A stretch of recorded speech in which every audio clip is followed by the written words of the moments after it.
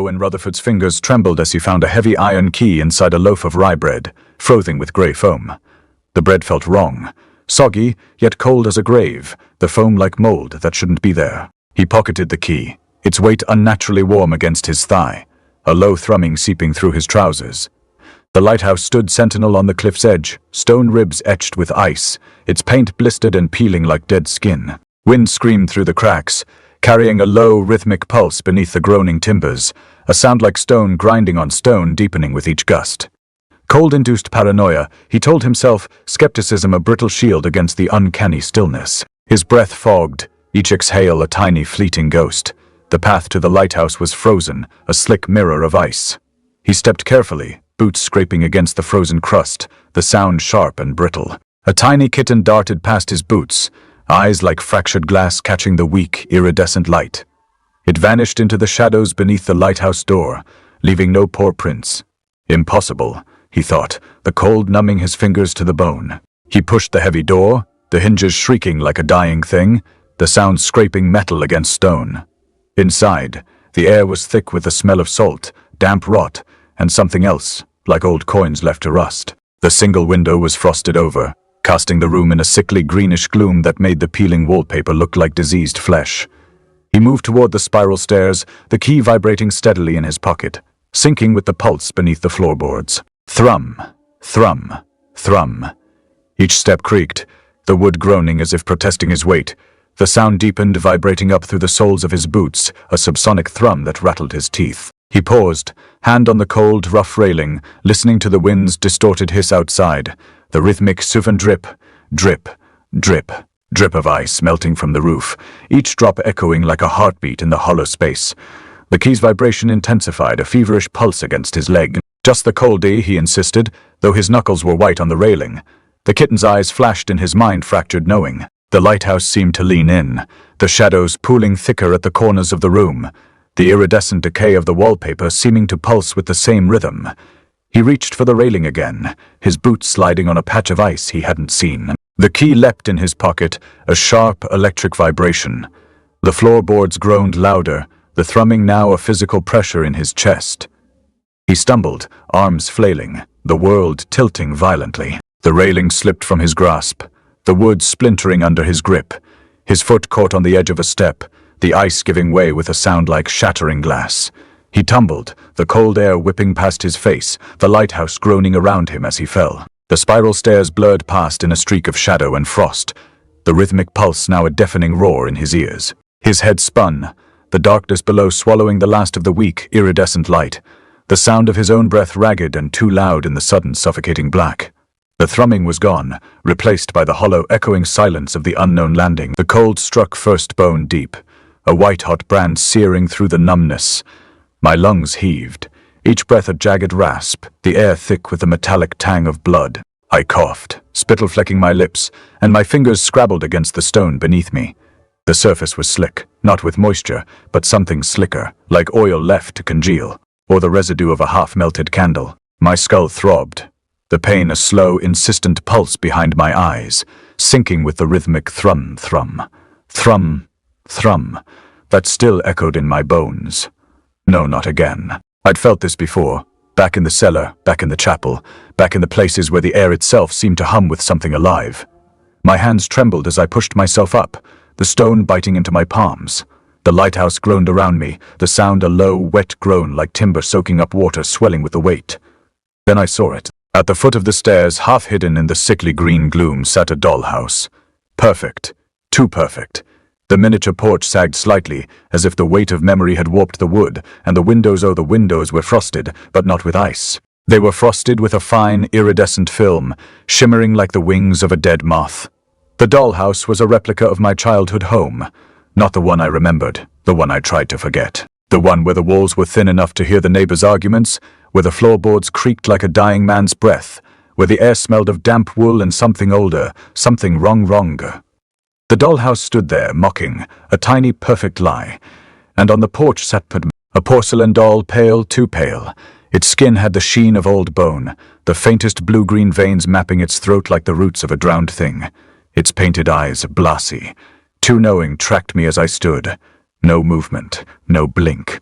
Just that slow, deliberate focus like a spider watching a fly trapped in its web. My breath hitched. I'd seen this before, too. In the hands of the sisterhood back when I still believed. They'd use dolls like this to test. The weak, the dolls would whisper, and the weak would break. The doll's lips parted. No sound came at first, just the faintest whisper of air like a breath held too long, then released. Then, Mother left. The voice was wrong, too small for the doll's mouth, too old for its fragile frame. It was Fuddy-me voice. Not as a child, no, older than I was now. Older than I'd ever be. The words slithered out, each syllable a blade dragging across my skin. Like you left. Skepticism clawed at my throat, Thavin cults. Haunted houses. Ghosts. I'd seen enough to know the tricks. The mind played games when the world tilted. Hypnosis. Suggestibility. The doll wasn't speaking. It was me, my own voice, warped by the dark. I swallowed hard, my fingers flexing at my sides. The doll's head tilted, a slow, deliberate motion, like a flower turning toward the sun. The whisper came again, softer this time, layered with another voice, my childhood self, small and trembling. You should have stayed. The dollhouse shimmered. The iridescent decay of the walls pulsed, a slow, sickly throb, and the windows swung God. The windows Suze. They weren't reflecting the lighthouse anymore. They were reflecting home. My home, the one I'd fled, the one I'd burned in my mind, the tiny kitchen, the chipped teacup on the table, the hallway where the wallpaper peeled like dead skin. My breath came faster. The doll's painted eyes never left me. The thrumen beneath the floorboards intensified, vibrating through the stone, through my bones, a physical pressure in my chest. The doll's breathy sighs synced with the rhythm, each exhale a wet, rattling sound, like air escaping a punctured lung. I took a step forward. The dollhouse switch leaned toward me, the porch creaking as if bearing the weight of something unseen. The air smelled wrong now, sweeter, cloying like rotting honey. The doll's mouth moved again. You left them, just like she left you. The words coiled around my ribs, tight and suffocating. My hands shook. I couldn't look away, couldn't breathe. The doll's voice was my voice, and my voice was hers, and the cycle was endless. I reached out, my fingers hovered above the dollhouse door, the wood cold and smooth beneath my touch. The iridescent decay pulsed faster, the windows flickering like a dying candle. The doll's eyes widened, not in fear. In footed recognition, the whisper came one last time, a chorus of voices now. My mother, the sisterhood, the children I'd abandoned, the man I'd become. You left. You always leave.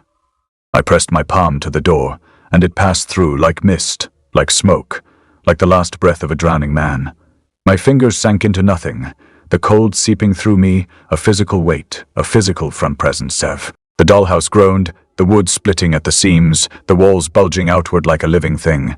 The doll's mouth stretched too wide, too many teeth, too many whispers, the sound a wet, guttural rasp that filled the lighthouse, filled my skull, filled the silence between my thoughts. The windows shattered, the reflections bleeding into the room, the walls peeling back like skin, revealing the blackness beneath. And then, silence. The dollhouse was still. The doll was still. The toll was still. The Tifram was gone, and I was falling. The cold clung to my fingers, a persistent ache. I knelt amongst the rubble, the lighthouse dust coating my tongue like ash. The dollhouse remained, a sickeningly perfect mockery. The iridescent film on its windows shimmering with a false promise of warmth. The doll-esque gaze remained fixed, unwavering. The fruven in the floorboards had subsided, but the echo of its vibration lingered in my teeth. I needed something. Anything. To break the spell, my hand brushed against something cold and metallic. A whistle. Tarnished silver, intricately engraved with symbols I didn't recognize. Spirals and knots that seemed to writhe under my gaze. It felt familiar, like a forgotten memory clawing its way to the surface. Futon-T***, I thought. A tremor running through me. Don't touch it. Asterisk, but the compulsion was too strong. I brought it to my lips, the metal slick against my skin. A breath, a hesitant puff of air. The sound that emerged wasn't a clear whistle. It was a strangled cry, a metallic shriek that seemed to tear at the very fabric of the lighthouse. Shadows coalesced, not the gentle play of light and dark, but something twunfic, something viscous. They poured from the corners of the room, tendrils of black smoke that writhed and pulsed. They coiled around the dollhouse, obscuring its perfect facade, swallowing the iridescent decay. The kitten, nestled near the base of the stairs, watched. Its eyes, too large, too knowing, followed the shadow's every movement, tiny paws kneading the stone floor as if anchoring itself against an unseen tide. The shadows thickened, forming fleeting shapes. I saw them only for a moment, a glimpse of chitinous legs, a flash of segmented wings, a suggestion of something funwrong lurking beneath the darkness. They were gone as quickly as they appeared, dissolving back into the swirling blackness. The air grew heavy, charged with an almost palpable dread. Then, the radio, a rusted box, half buried in the debris, sputtered to life. Static hissed, a furious white noise that clawed at my eardrums. I winced, clamping my hands over my ears, but the sound burrowed its way in relentless. Then, a voice, crackling, distorted, barely audible. 31415. The numbers echoed the pulse, the rhythmic thrum that had haunted my dreams, that had vibrated through my bones. It wasn't heat in the floorboards anymore. It was Treffen, the voice sevened. Each digit was a hammer blow against my skull, sinking with the pounding of my heart. 2, 6, 5, 3, 5, 8, 9. The dollhouse flickered. The iridescent film on the windows shimmered, distorting the image within. I peered closer, straining to see through the swirling darkness, and then I saw it. My own face, pressed against the miniature window pane, screaming silently. A silent, desperate plea for help. The horror wasn't confined to the dollhouse. It was turned in me. 7, 9, 3. The voice stopped. The silence that followed was even more oppressive than the noise. The shadows writhed, reaching, probing. The kitten's eyes narrowed, its gaze fixed on the dollhouse. I felt a prickling sensation on the back of my neck, the feeling of being watched, of being hunted. A shadowy figure lunged from the dollhouse. His porch. It moved with impossible speed, a blur of darkness against the gloom. I twisted, instinctively recoiling from the sudden movement. The figure vanished, gone, as if it had never been there, but the echo remained. Not a visual echo, not a sound echo. Something deeper, something mathematical. The numbers. 3 to 1, -4, -1, -5, -9. They resonated in my mind, a relentless, inescapable equation. A key. A code. Something I was meant to understand. Something I feared to comprehend. The shadows receded, but the air remained thick, tasting of ozone and something else. Something sickly sweet, like overripe fruit left to rot. The numbers 3 to 1, -4, -1, -5, -9 looped in my mind. A discordant refrain against the pounding of my heart. I forced myself to breathe, to anchor myself to the present.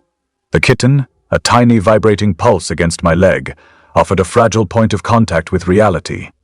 Its fur felt strangely warm, a stark contrast to the biting cold that had settled deep in my bones. I moved further into the lighthouse, the rubble crunching underfoot. The walls weren't tea-stone here. They were organic. A sickly iridescent mold coated every surface, pulsing with a bioluminescent light. Deep blues bled into sickly greens, the colors shifting, swirling like oil on water. It wasn't a static sheen, it moved. From breath died. A wet, sucking sound accompanied the shift, a faint twin glurp that resonated in the hollow spaces of my skull. The light intensified as I approached, painting the dust motes dancing in the air with an unsettling vibrancy. The kitten pressed harder against my leg, its tiny claws digging into my trousers. It was a plea, I realized, a desperate attempt to ground me. I reached down, stroking its fur, trying to absorb some of its warmth, some of its certainty. Its eyes, those disturbingly large, knowing eyes, remained fixed on the mold-covered walls. They seemed to twice see something I could see. The pulse in my teeth intensified. It wasn't just a vibration anymore. It was a physical pressure, a throbbing ache that resonated deep within my jawbone. The radio S numbers began to coalesce within the pulsing light, forming intricate, shifting patterns. They weren't just numbers anymore, they were a language. A code. A map. The doll S whisper, previously a faint murmur, sharpened, became clearer, more insistent. Asterisk, you chose the wrong equation. Asterisk, it wasn't coming from the dollhouse itself, but from everywhere, a chorus of voices layered atop one another. I clamped my hands over my ears, but the whisper burrowed through, a parasitic thought taking root in my mind. I stumbled forward, drawn to a section of the wall where the mold formed a particularly complex pattern. It resembled a fractal, a never-ending series of repeating shapes, each more intricate than the last.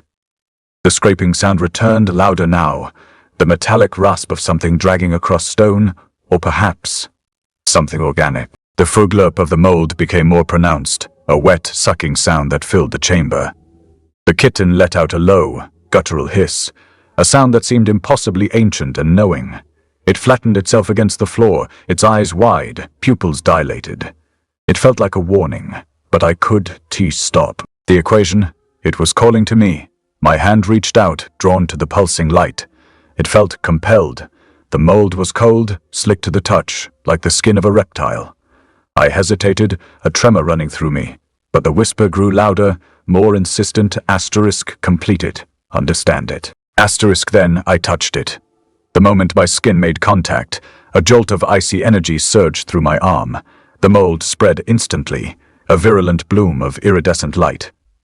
It wasn't just on my skin, it was sorely me. The light illuminated the iridescent patterns of my own veins, transforming them into a roadmap of pulsing, otherworldly energy. I stared at my arm, horrified, as the mold crept upwards, consuming everything it touched. The kitten emitted a mournful wail, a sound that echoed the despair blooming in my chest. The numbers swam before my eyes, no longer a code to be deciphered, but a sentence of condemnation. The mold receded slightly from my arm, leaving a tingling numbness in its wake. It felt wrong, like a phantom limb, a memory of something that shouldn't be. The kitten, a shivering ball of fur pressed against my ankle, its tiny body vibrating with an almost frantic energy. Its eyes, those unsettlingly large eyes, fixed on the fractal pattern of the mold, as if it held the key to understanding this. Contamination. The whisper, the incessant chorus, had subsided, replaced by a ringing silence that felt heavier than any noise. I stumbled back, my hand instinctively rising to examine the spreading discoloration. It wasn't just on my skin, it seemed to be subtly altering the light reflecting off me, casting an unnatural sheen. The numbers, the cursed sequence, swam in my vision, blurring the edges of reality. Asterisk 3 to 1, -4, -1, -5, -9. Asterisk, they weren't just a code anymore. They were a virus infecting my perception. The pulse in my teeth returned, a dull throb that resonated with the rhythm of the mold's pulsing light.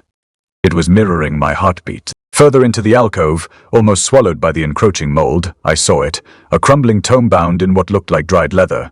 The pages were brittle, yellowed with age, covered in an intricate script I vaguely recognized as a bastardized form of archaic mathematics. The kitten emitted a soft, insistent tamamew, a sound like wind chimes in a graveyard. It nudged the book with its head, a silent urging. I knelt, the cold seeping through my trousers. The air in the alcove was stagnant, heavy with the scent of decay and something else, something akin to ozone but sharper, more acrid. The scraping sound returned, a faint twinge hiss that seemed to emanate from the pages themselves. Dust motes danced in the sickly green light, illuminated by the kitten. Soft glow. It was as if the creature itself was generating the illumination, a tiny beacon in the encroaching darkness.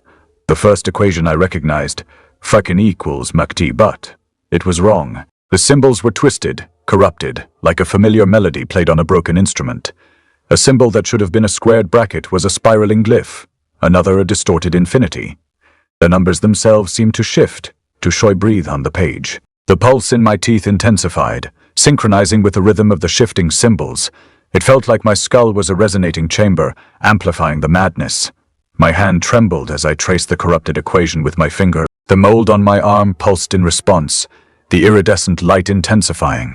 The kitten's light grew brighter, almost painful to look at. It let out a low, guttural growl, a sound that seemed to vibrate in the very foundations of the lighthouse. A wave of dizziness washed over me, the room tilting on its axis. The walls rippled like heat haze, distorting the perspective, blurring the line between reality and illusion. I focused, forcing myself to decipher the next fragment. A complex series of integrals and derivatives, interwoven with symbols I'd never seen before. The pulse became a driving rhythm, a relentless beat that echoed in my ears. The numbers on the page rearranged themselves, forming new patterns, new possibilities. It was as if the universe itself was whispering secrets, revealing the underlying structure of reality. A metallic click resonated from within the tome, like a lock disengaging. The final symbol resolved itself. A single, elegant curve, a perfect spiral that seemed to draw all the other symbols into its orbit. As I completed the fragment, a shudder ran through the lighthouse. The walls groaned, the floor buckled. The room's geometry began to warp, to fold in on itself. Windows became doors, doors became walls. The familiar layout of the lighthouse dissolved into a chaotic jumble of impossible angles. The kitten let out a piercing wail, a sound of pure, unadulterated terror. The light intensified, blindingly bright, then abruptly extinguished. I was falling, tumbling through a vortex of distorted space and time. The last thing I heard before everything went black was the kitten's mournful cry, swallowed by the sound of reality unraveling. The falling stopped, or rather, the sensation of falling became static, a pressure, a weightlessness, all at once. My vision swam back into focus, resolving the chaotic geometry into something new. The lighthouse remained, ostensibly, but the angles were wrong. The familiar curve of the staircase was a jagged, unsettling incline. The air tasted of ozone and something else, something like burnt sugar. The kitten, impossibly, was still there, nestled against my leg, its light a muted ember. A scraping, not the faint swish of the tome, but a harsher, more insistent sound. Click, click, click, it echoed. From the shadows, a rhythmic counterpoint to the pulse still throbbing in my teeth. I braced myself. The memory of the collapsing reality still fresh, a phantom ache in my bones. The iridescent sheen on my skin felt heavier, more pronounced. The numbers, *3 to 1, -4, -1, -5, -9 asterisk, danced behind my eyelids, a silent, mocking chorus. The creature emerged from the darkness. It wasn't a large, barely taller than my knee, but its form defied geometry. Chitinous plates, black and gleaming, overlapped like haphazard armor. Too many limbs jointed at unnatural angles scuttled across the floor, each movement accompanied by a dry, clicking sound. Click, click, click, click, click. Its head was a bulbous mass, dominated by multifaceted eyes that reflected the kitten's light in 1,000 fractured patterns. My hand instinctively rose, seeking the silver whistle. The cold metal pressed against my palm, a familiar comfort in this alien space. I raised it, intending to summon something, anything. But the kitten, that unsettlingly perceptive creature, let out a high-pitched fervor, a sound like glass shattering, a desperate plea. The creature froze mid-lunge, its limbs suspended in an impossible pose. The clicking ceased abruptly, leaving only the ringing in my ears and the relentless pulse in my teeth. It was as if a record had been scratched, the music abruptly silenced, the air thickened, heavy with an unspoken tension. I felt a tremor run through the floor, a subtle vibration that resonated deep within my bones. My breath hitched. The numbers swam violently behind my eyes, coalescing into a single horrifying equation. The equation from the tome, corrupted and twisted, but now complete. It pulsed with the same iridescent light as the mold on my arm, the same light as the kitten's glow. The creature's form began to shimmer, the chitinous plates blurring, distorting. Then it dissolved not into dust, but into a scattering of shimmering particles, like a broken mirror reflecting a distorted reality. The silence that followed was profound. It pressed against my eardrums, a physical weight. I lowered the whistle, my hand trembling. The kitten rubbed against my leg, its purr a low, comforting rumble, but the comfort felt hollow. The dollhouse window, previously a static image, flickered to life. It wasn't a reflection of the room I was in, but a scene of me. Years older, my hair streaked with gray, hunched over the same crumbling tome, surrounded by more creatures like the one that had just vanished. The scene was grainy, distorted, as if viewed through a faulty lens. The air in the room grew cold, biting against my skin. The scene shifted. I saw myself, older still, surrounded by a labyrinth of crumbling tomes, the numbers swirling around me like a vortex. The kitten, larger now but still perpetually juvenile, watched me with those unsettlingly large eyes. The clicking sound returned, faint but persistent, emanating from the shadows. A sense of overwhelming dread washed over me. Not fear precisely, but the chilling recognition of something inevitable. The kitten's glow intensified, bathing the room in an unnatural light. The numbers on the page swam before my eyes, resolving into a single terrifying truth I understood. The equation wasn't just unraveling reality. It was a prophecy, a self-fulfilling prophecy. My own future, laid bare for me to witness. The clicking grew louder, closer. The room seemed to shrink, the walls closing in. The kitten slight pulsed, a beacon in the encroaching darkness. I felt a cold dread, a certainty that this was not an ending, but a beginning. The kitten didn't T-walk. It shifted, a flicker in the periphery, and suddenly we were somewhere else. Not forward, not backward, but sideways. The air thickened, tasted of brine and damp stone, a visceral shift from the ozone and burnt sugar. The lighthouse remained, but the walls weren't the peeling, mildewed plaster I knew. These were rough, hewn stone, damp and cold against my skin. Men in coarse wool shirts and caps, their faces etched with the harshness of labor, hauled timbers. The scent of pine sap and sweat stung my nostrils. The rhythmic scrape, scrape, scrape of metal against stone echoed around us, not a grating noise but the deliberate, laborious sound of creation. Time itself seemed to groan, a low, guttural rumble beneath the hammering. The kitten, a phantom warmth against my leg, nudged my hand. I registered the scene fooey, the original construction of the lighthouse, a century and a half before my birth with a detached clinicality. It was like observing a poorly rendered diorama, a simulation perhaps. The numbers *3 to 1, -4, -1, -5, -9 pulsed behind my eyelids, synchronized with the cadence of the hammer blows. Each strike resonated in my teeth, a subtle vibration that threatened to unravel my composure. I felt a flicker of something akin to nausea, a disorienting pull between realities.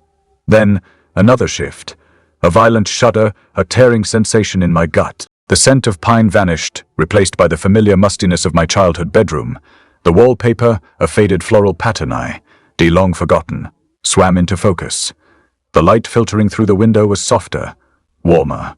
And there it was, on the dresser, the dollhouse. A perfect miniature replica of my own home, meticulously crafted, unsettlingly detailed.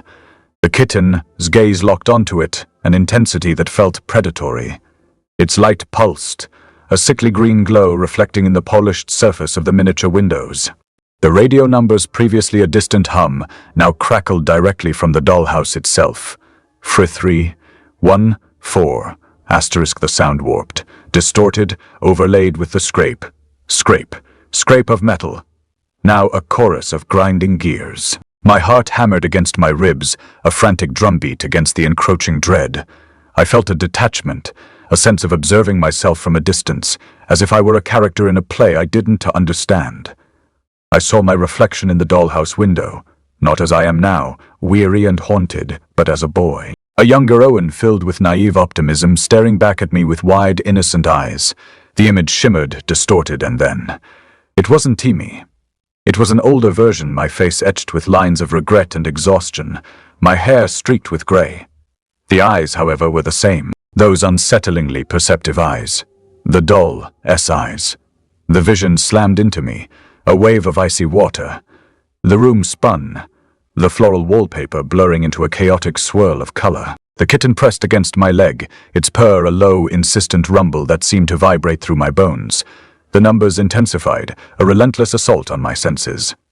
I stumbled backward, grasping for purchase in a reality that seemed to be dissolving around me. The scraping sound amplified, a deafening roar that threatened to shatter my eardrums. Another shift, a jolt, a sickening lurch. I found myself in a room I didn't recognize, yet felt strangely familiar. Walls of crumbling stone, lined with towering stacks of crumbling tomes. The air was thick with the smell of dust and decay.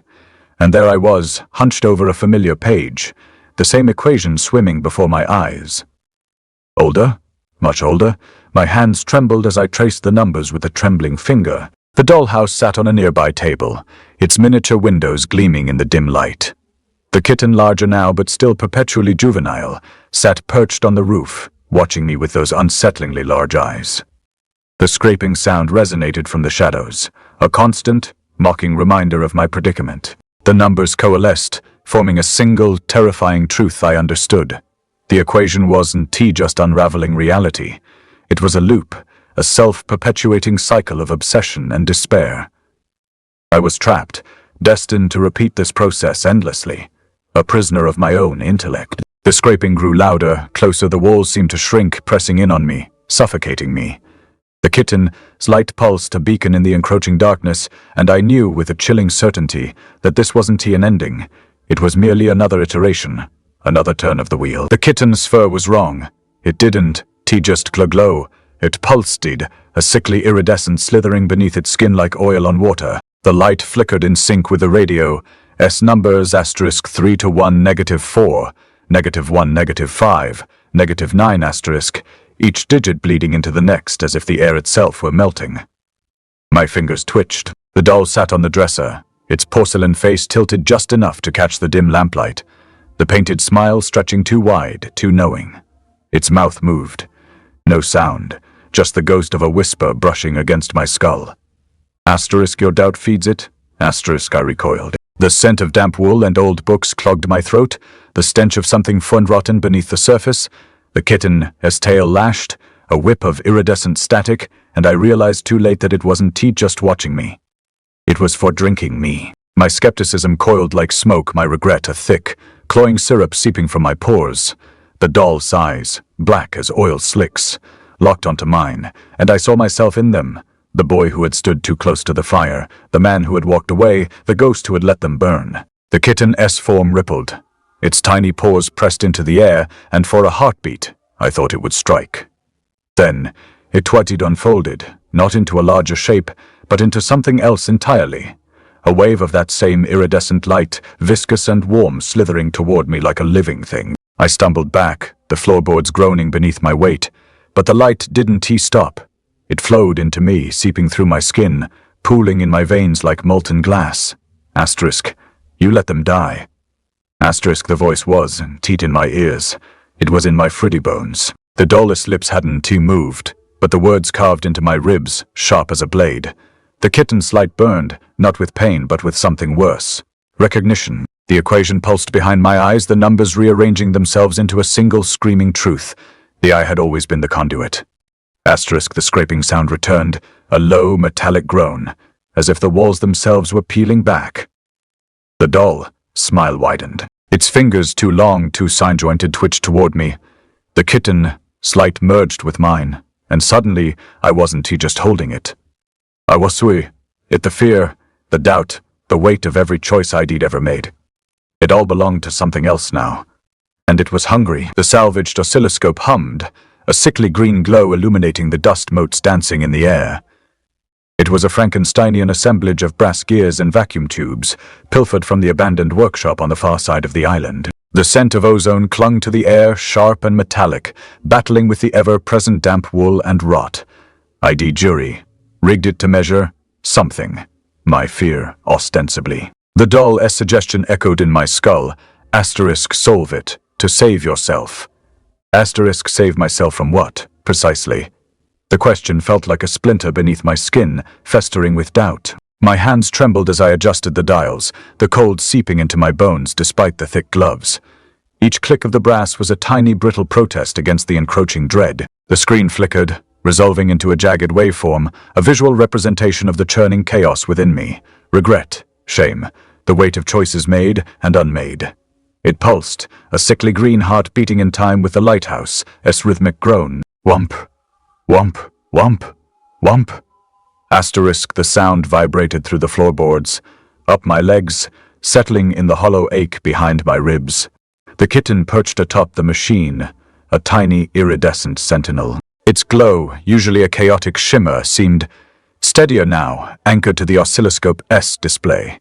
It was as if the machine was leeching the wildness from it, taming the pulsing iridescence into something more controlled. A horrifying thought occurred to me. Was I controlling it, or was it controlling me? The doll's whisper intensified, a constant low hum beneath the oscilloscope. Whine. It wasn't a voice anymore, but a vibration, a resonance. The waveform on the screen began to coalesce, the jagged spikes smoothing into a discernible pattern. Numbers, faint at first, began to materialize within the green glow. 3 to 1 -4 -1 -5 -9. The sequence from the radio. It wasn't random. It was a key. Each pulse of the lighthouse, each shimmer of the kitten, fur, each whisper of the doll, contributed to the equation. A horrifying realization dawned my emotional state furiwasu. The equation, my regret, my shame, my fear, they weren't just feelings, they were data points. The oscilloscope, S waveform synced perfectly with the lighthouse. S pulse, creating a single, harmonizing tone. It was a beautiful sound, deceptively so, like a siren song luring me toward the rocks. The iridescent mold spreading across the walls and floor began to pulse in time with the tone, forming the equation S symbols sim, not in a random chaotic pattern, but with a chilling, deliberate precision, a geometric dance of decay. The air thickened, heavy with the scent of damp wool and something else, something acrid and unfamiliar like burnt sugar and ozone. I felt a pull, a subtle tugging at my consciousness, as if the equation itself was reaching out, trying to draw me in. The kitten's purr, usually a comforting rumble, became a high-pitched whine, a frantic plea. The dull smile widened, a predatory curve of porcelain. Asterisk closer. Asterisk, it seemed to whisper, though the words remained unspoken. The feeling of being watched intensified, 1,000 unseen eyes boring into my soul. The full equation materialized on the screen, a complex tapestry of numbers and symbols that seemed to writhe and shift before my eyes. It wasn't just an equation anymore. It was a map, a key to something vast and terrible. The lighthouse walls began to dissolve, not violently, but subtly, the stone fracturing and reforming into the equation, S symbols. The floor beneath my feet felt unstable, as if the very foundations of the island were unraveling. A low groan resonated through the structure, a mournful lament of stone and metal. The kitten let out a frustrated hiss. The green light intensified, bathing the room in an unearthly glow. The air crackled with an almost palpable energy. And then, the final symbol appeared on the screen, completing the equation. The lighthouse walls fully dissolved, revealing not the stormy sea beyond, but a swirling vortex of iridescent light. The equation itself manifested as a gateway. I felt myself being drawn toward it, pulled by an irresistible force. The doll's porcelain fingers extended, beckoning me forward. The cold numbed my fingertips through the gloves, but the iridescence on my skin burned. The lighthouse walls weren't crumbling. They were unraveling, stone dissolving into shimmering glyphs that pulsed with the same sickly green as the oscilloscope. Each glyph was a fragment of the equation, a piece of my regret, my shame, my terror made visible. The air crackled with the scent of burnt sugar and ozone, thick enough to choke on. The kitten perched on my shoulder, let out a soft tivitisa, a sound like needles scraping stone, before its iridescent fur began to merge with my skin. It wasn't flowing onto me. It was flowing fivani. It was flowing into me, a cold fire pricking beneath my epidermis. I felt its frantic heartbeat sync with the oscilloscope, as frantic suvin whump, whump, whump. The lighthouse pulse now a hammer blow against my sternum, closer, fee closer. The dull S whisper vibrated in my molars, not in my ears. The equation on the screen wasn't just numbers anymore. It was a map of my own unraveling. 3 to 1, -4, -1, -5, -9, -2, -6, -5, -3, -5, -8, -8, -9, -7, -9, -3. The digits coalesced into a single, shimmering thread that snaked from the screen, through the dissolving air. The pulse accelerated, thump, thump, thump, thump. Each beat a physical jolt, faster, faster, the sound becoming a high-pitched thwitch, like metal tearing, then a deafening thudderfin that vibrated my teeth. 300 beats per second. It wasn't T-sound. It was the thubai absence of silence, a pressure wave filling every pore, every cell. My vision blurred, the iridescent decay swirling like oil on water, refracting my own face into 1,000 broken pieces. The dollhouse vanished, not a memory, but a physical absence, leaving only the swirling vortex of symbols. The floor beneath me was no longer wood, it was liquid light, cold and slick. The kitten's purr had become a shrill fitwa mine, a sound of pure, desperate fear echoing the pulse. I tried to step back, but my feet were rooted in the iridescent decay, the symbols on the floor pulling me forward like gravity. The doll's porcelain smile stretched wider, its eyes now deep, empty sockets. Asterisk 31415926535897993. Asterisk, the whisper wasn't words. It was the equation itself, the final digit, the key turning in a lock I never knew existed. It filled my skull, a single perfect note that resonated with the pulse, the lighthouse, the kitten's dying hum. The pulse reached its apex, not a sound but a foot-present sea, a crushing weight of pure mathematical dread. My bones felt like they were dissolving into the equation. I saw the reflection in the iridescent decay, not my face, but a perfect fractured mosaic of numbers and symbols, each shard a moment of regret, a choice made. The reflection was solved perfectly, utterly. The symbols in the reflection pulsed once, synchronously with the final beat of the pulse, Futhushen, Thumpur, and then the world dissolved into absolute silence. Not quiet. Silence so profound it felt like the absence of my own breath. The cold deepened, biting deeper than the island, S-wind into the marrow of my being. The iridescent decay rippled across my vision, forming the final unchanging reflection, a face of pure, solved numbers, utterly broken. The silence wasn't empty. It was full of the equation, full of me.